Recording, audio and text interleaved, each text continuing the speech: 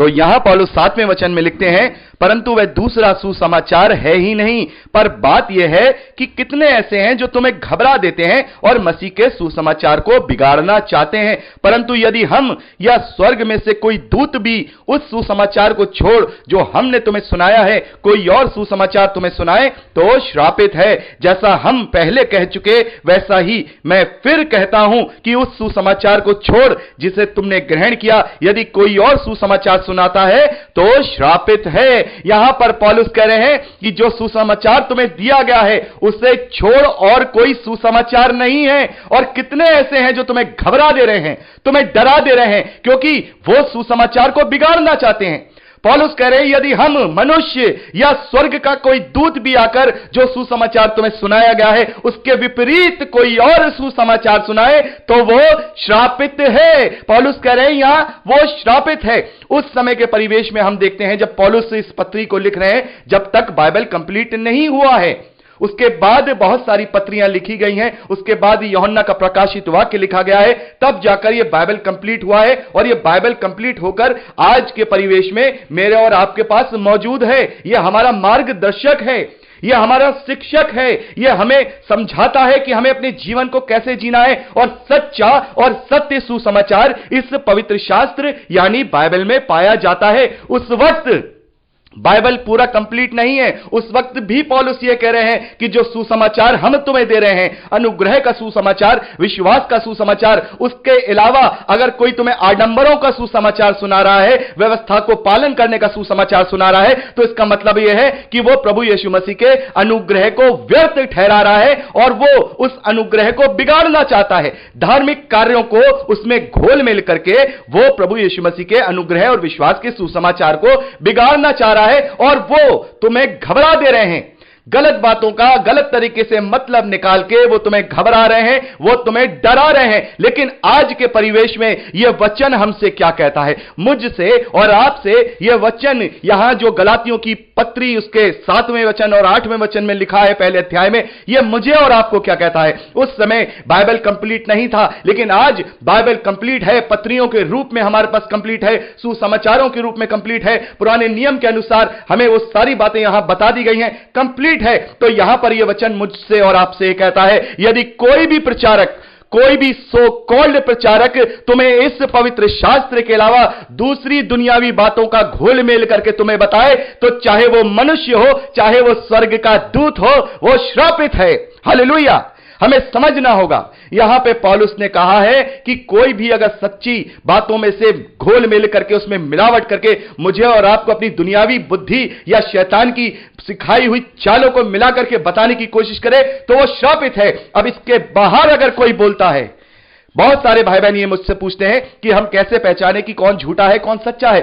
सीधी बात, सिंपल बात पौलुस यहां कह रहे हैं।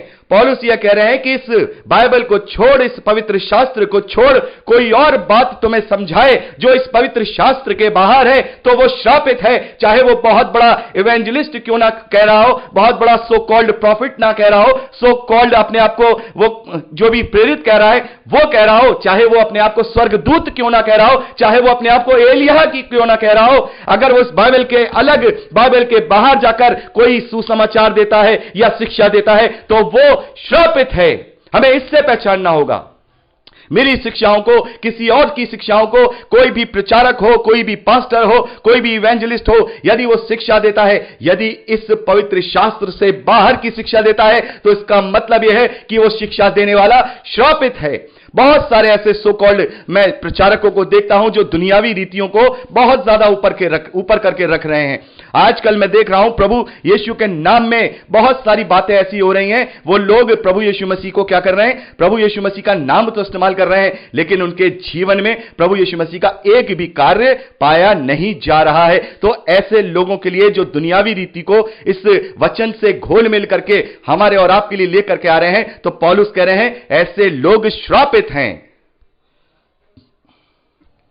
तो हमें जांचना है ऐसे लोगों को कि ये वचन से बोल रहे हैं या वचन से नहीं बोल रहे हैं। कोई भी बात कही जाए, कोई भी समझाया जाए, अपनी बुद्धि का इस्तेमाल नहीं करना है, क्योंकि इस वचन का एक भी बिंदु टाला नहीं जा सकता, एक भी बिंदु बदला नहीं जा सकता। यहां पौलुस कह रहे हैं कि जो सुसमाचार, जो वचन हमें पवित्र शास्त्र से मिले हैं, यदि इसे छोड़ कोई और तुम्हें सुनाता है तो वो श्रापित है, चाहे वो मनुष्य हो, चाहे वो स्वर्ग का दूत ही क्यों ना हो। तो मेरे प्यारे भाई बहनों, बहुत सारे लोग इस बात को लेकर के घबरा दिए जाते हैं, डरा दिए जाते हैं। बहुत सारी कलीसियाओं में मैं देखता हूं लोगों को डराया जाता है, लोगों से कहा जाता है कि तुम्हें दसवांश देना ही देना है, तुम्हें दसवांश देना है, नहीं तो तुम स्वर्ग के राज्य से विहीन हो जाओगे, तुम्हें स्वर्ग का राज्य नहीं दिया जाएगा। क्योंकि पुराने नियम में दसवांश दिया जाता था। लेकिन यहां पौलुस कह रहे हैं, यदि जो सुसमाचार तुम्हें दिया गया, अनुग्रह का सुसमाचार, विश्वास का सुसमाचार, छुटकारे का सुसमाचार, जब तुम उन तमाम विधि विधानों से छूट चुके हो, यदि कोई तुमसे कहे कि यह करना है, तो इसका मतलब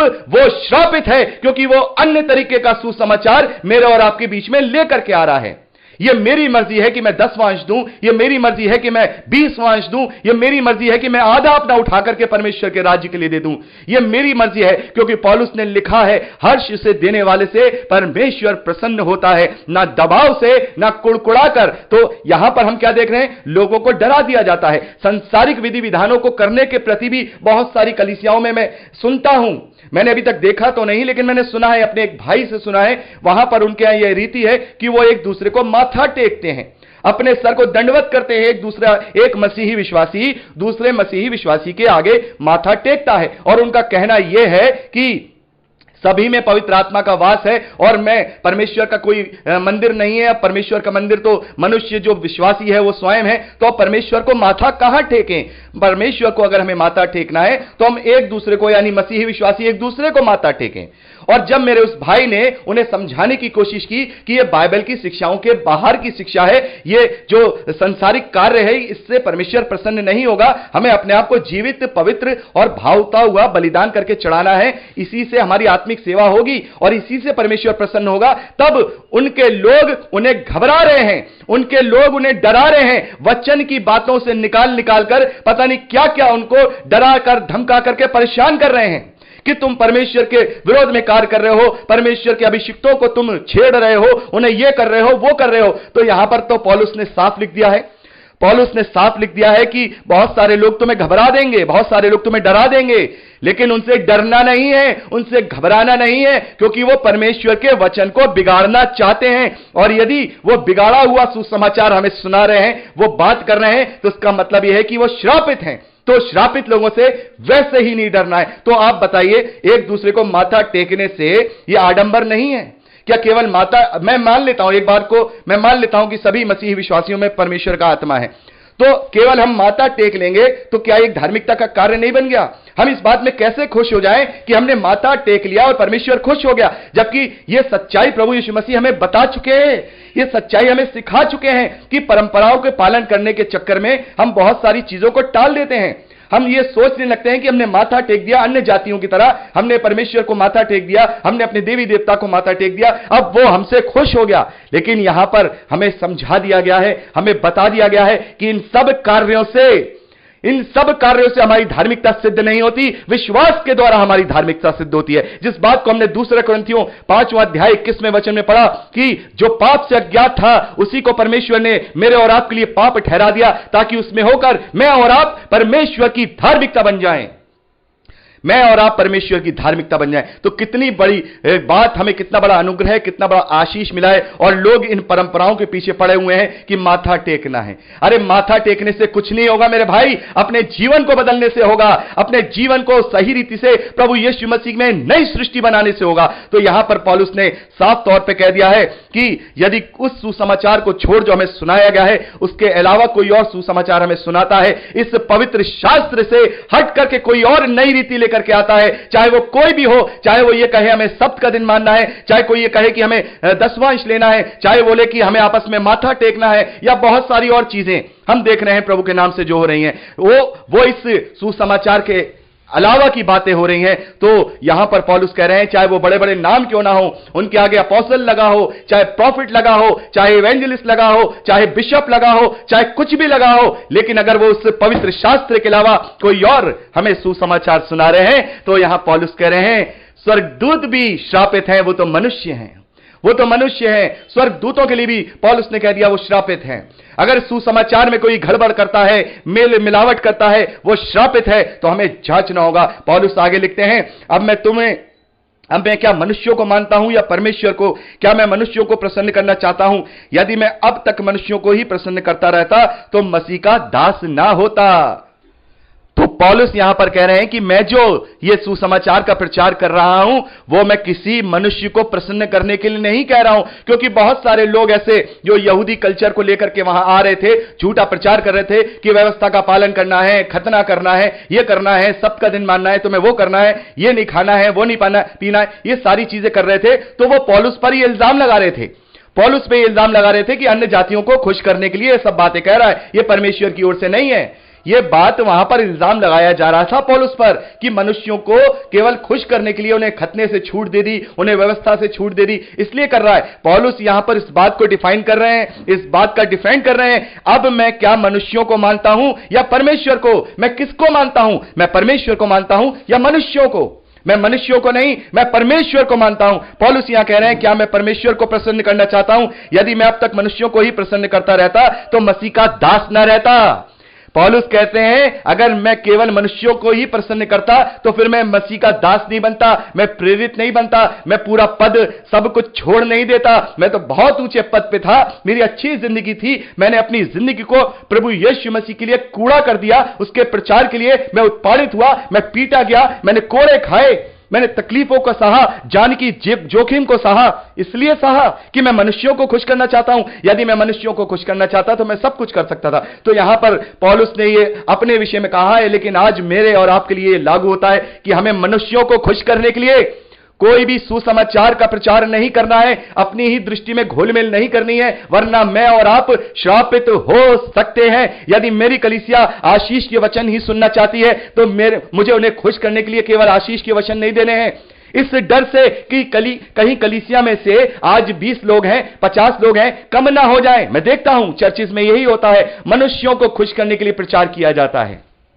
आपको कार मिलेगी, आपको बंगला मिलेगा, आपको यह मिलेगा, आपको वो मिलेगा, मनुष्यों को खुश करने के लिए प्रचार किया जाता है। लेकिन पौलुस कह रहे हैं मैं मनुष्यों के लिए कार्य नहीं करता, मैं परमेश्वर के लिए कार्य करता हूं, और जो मुझे सत्य सुसमाचार बताया गया है वही सुसमाचार मैं प्रचार करता हूं। और उसके छोड़ कोई और सुसमाचार का प्रचार करता है तो वो सत्य के सुसमाचार को बिगाड़ना चाहता है, और यदि कोई ऐसा सुसमाचार सुनाता है तो वह श्रापित है। हालेलुया, वह श्रापित है। तो यहां पर किसी मनुष्य को खुश करने के लिए मुझे और आपको कार्य नहीं करना है, सत्य वचन देना है। कोई भी प्रचारक हो, कोई भी पास्टर हो, चाहे कोई भी इवेंजलिस्ट हो, यदि उसकी कलीसिया में या उसके लोगों में से कोई उससे ऐसा सवाल करते हैं जिसका जवाब देने से उसकी कलीसिया का कोई भी व्यक्ति दुखी हो जाता है या वो परेशानी में पड़ जाता है, लेकिन उसे सत्य वचन सुनाना है तो उसे सत्य बोलना ही होगा। उसको खुश करने के लिए कोई ऐसी बात नहीं कहनी है कि वो व्यक्ति जो मुझसे पूछ रहा है वो दुखी ना हो, नहीं, क्योंकि इस धरती पर सुख लेने से अच्छा है इस धरती पर दुख ले लिया जाए, क्योंकि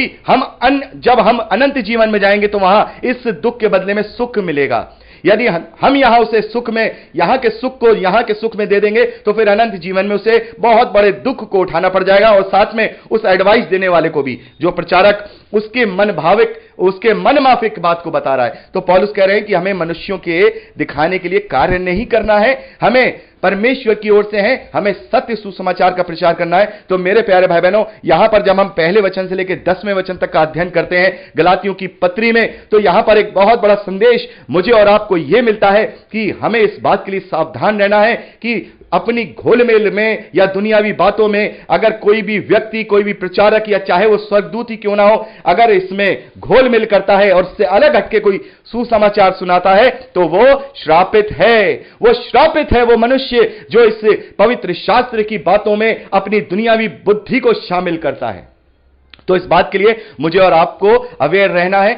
अपने आप को भी जांचते रहना है कि कहीं हम कोई दुनियावी बात तो नहीं कर रहे हैं, और ऐसे लोगों को भी जांचना है जो लोग इस प्रकार की बात करके हमें घबरा देते हैं, हमें डरा देते हैं। उनसे डरने की कोई जरूरत नहीं है, उनसे घबराने की कोई जरूरत नहीं है, क्योंकि हम सच्चे सुसमाचार को मानने वाले हैं, सत्य इस पवित्र शास्त्र को मानने वाले हैं, और इसी के द्वारा, इसी की बातों को अपने जीवन में लागू करने के द्वारा हम अनंत जीवन को प्राप्त करेंगे। क्योंकि अब हमें कोई भी आडंबर का, कोई भी कार्यकलापों का, कोई भी धार्मिकता के कार्यों का कोई व्यवस्था नहीं दी गई। अब हमें विश्वास की व्यवस्था दी गई है, प्रेम की व्यवस्था दी गई है, अनुग्रह की व्यवस्था दी गई है। तो यहां पर हमने 10वें वचन तक का अध्ययन किया, और अगली रिकॉर्डिंग में अब हम 11वें वचन से आगे का अध्ययन करेंगे। प्रभु आप सबको बहुत आयत की आशीष दे। Praise the Lord. जय मसीह की।